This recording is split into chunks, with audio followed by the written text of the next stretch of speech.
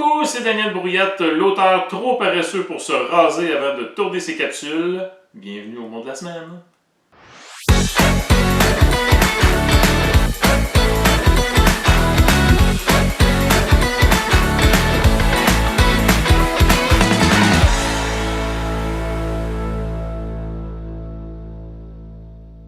Le mot que je te propose, nébuleuse.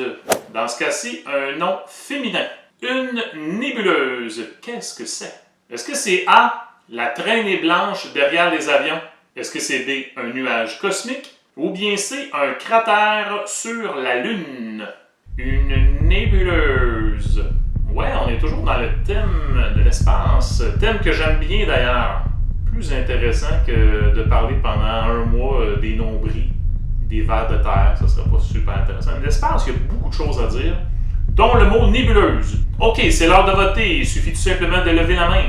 Là, copie pas ton voisin. Peut-être que ton voisin va se tromper. Mais si tu penses qu'il se trompera pas, copie sur lui. Puis toi, voisin, copie sur l'autre. Fait que finalement, copiez tous les uns sur les autres. Il y aura beaucoup de confusion. Levez la main ceux qui disent A, la traînée blanche derrière les avions. Levez la main maintenant ceux qui disent B, un nuage cosmique. Et finalement, levez la main ceux qui disent C, un cratère sur la Lune. La bonne réponse, c'est B! Un nuage cosmique, à ne pas confondre avec un nuage comique. Qu'il est drôle! Ouais, une nébuleuse, il y a ça dans l'espace, c'est un nuage composé de gaz et de poussière. C'est à peu près l'équivalent de péter dans un sac pour aspirateur, mais dans l'espace. Voyage, voyage, plus loin que la nuit et le jour. Voyage, voyage, dans l'espace inouï de l'amour. Voyage, voyage. Donc c'est un nuage de gaz et de poussière. Farce à part, il y a des nébuleuses qui sont bien connues. Elles ont des noms. Je vais t'en montrer. Un gros merci à mon téléphone très performant. J'ai pu prendre des photos hier soir dans le ciel. On avait un beau ciel hier soir. Alors j'ai pris pour toi une photo de la nébuleuse tête de cheval. J'ai aussi pris une photo de la nébuleuse du crabe, la nébuleuse de l'hélice et la nébuleuse de l'aigle. Tu auras deviné que les noms qu'on donne aux nébuleuses sont en lien avec les formes qu'elles ont. Un peu comme les constellations.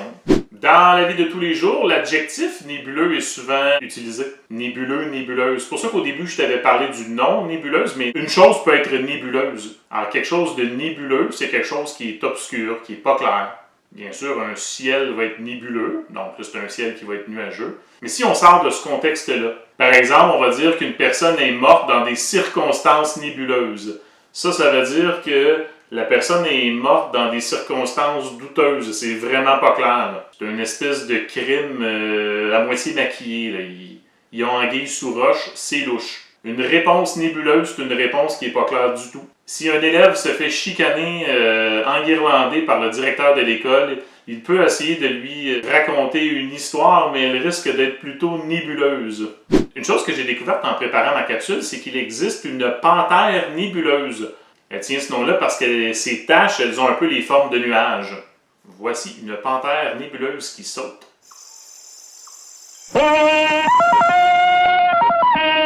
Et il faut toujours faire attention parce qu'une panthère nébuleuse, ça peut être féroce. Voilà, une nébuleuse, c'est un nuage cosmique formé principalement de gaz et de poussière. Et l'adjectif nébuleux veut dire quelque chose de pas clair. Donc, tu as appris une espèce de 2 pour 1 aujourd'hui. Et j'espère que ça va t'inciter à revenir la semaine prochaine. Bye!